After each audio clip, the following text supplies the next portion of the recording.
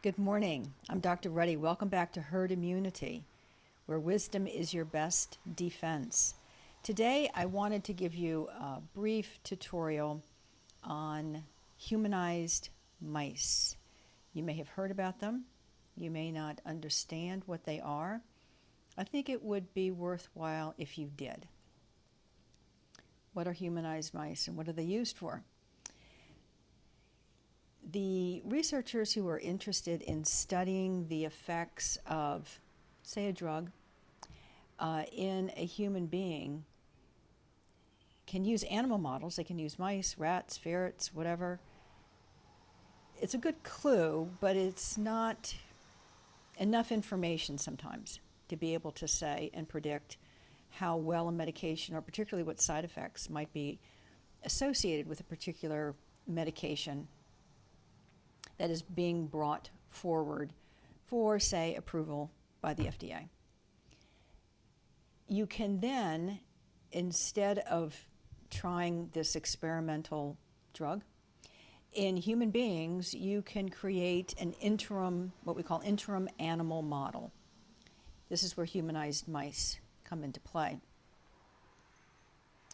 A humanized mouse is a mouse that started out life as a mouse and is then genetically engineered so that it's more amenable to having foreign material, foreign tissue into its body.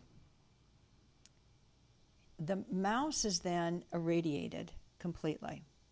You may have known someone who's had a bone marrow transplant. Before they receive their donor stem cells or whatever, the patient is typically irradiated. High dose irradiation wipes out the bone marrow.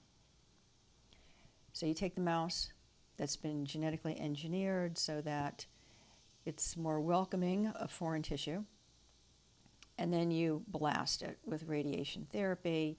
You wipe out the immune system, and then you introduce the human immune system.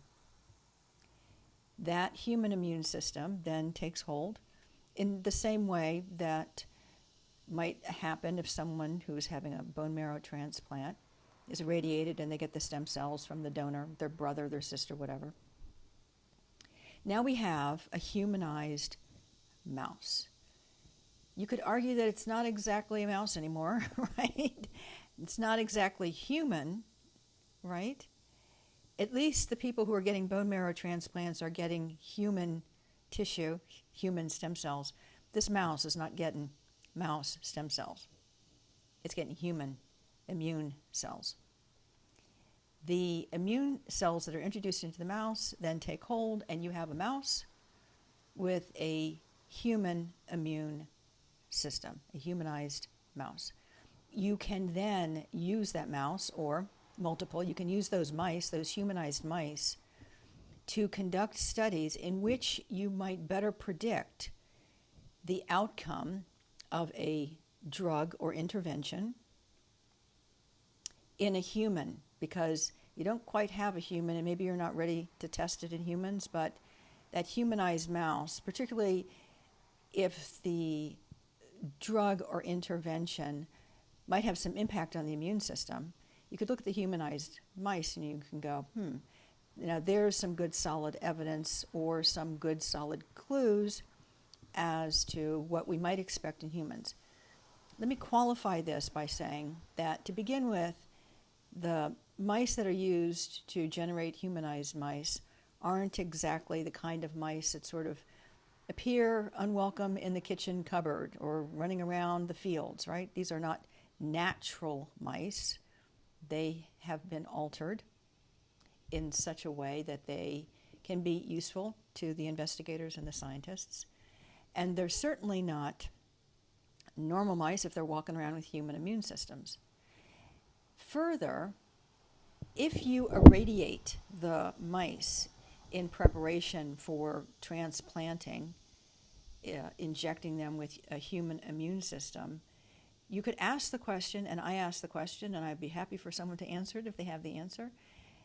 The question is there any collateral damage to these mice? you're radiating their entire body. We know, I mean, the people at Paramus Mall, right? I refer to the people at Paramus Mall. It's the mall down the street. When the people at Paramus Mall can tell you something that's probably true, right? The people at Paramus Mall will be able to tell you that if you irradiate a mouse, you might cause some collateral damage because we know that radiation is dangerous. So you have to at least ask the question, if you are using humanized mice to conduct experiments, have you altered those mice in such a way that the outcome of the experiments that you are performing might not be as reliable or as predictable if you decide you're going to go from humanized mice into human beings, into the population? So there you go. You now have a tutorial on humanized mice. Keep it in mind, because I think if you haven't heard about humanized mice to date, you may be hearing more about them. They're very popular, used in a lot of experiments. So it may come up in conversation. It may come up in the news, who knows? Until I see you again, remember that the two best medicines are love and mercy. And until then, God bless.